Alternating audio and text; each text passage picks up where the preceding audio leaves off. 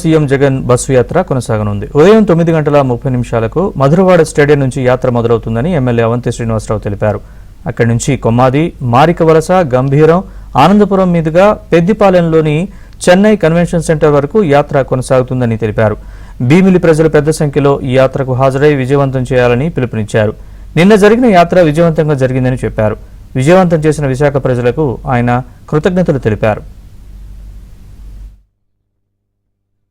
రెడ్డి గారు పొద్దున్నే 9:30కి బయలుదేరి మధురవాడ స్టేడియం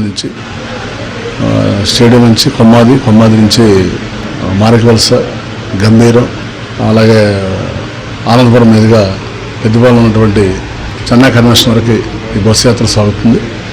మరి భీమిలి నియోజకవర్గ ప్రజలందరూ కూడా పెద్ద ఎత్తున దీనిలో పాల్గొని విజయవంతం చేయాలని అందరికీ విజ్ఞప్తి చేస్తూ, మరి నిన్న చాలా ఎక్సలెంట్గా జరిగింది, చాలా బాగా జరిగింది. విశాఖపట్నం చరిత్రలో ఎప్పుడు లేని విధంగా బస్సు యాత్రని దిగ్విజయం చేసే పేరుందరూ కూడా, విశాఖ జిల్లా ప్రజలందరూ కూడా పేరు కూడా ధన్యవాదాలు తెలియజేసుకుంటూ, సో రేపు కూడా ఈ యాత్రని ప్రజలందరూ పెద్ద ఎత్తున పాల్గొని విజయవంతం చేయాలని కోరుకుంటూ సెలవు తీసుకుంటాం.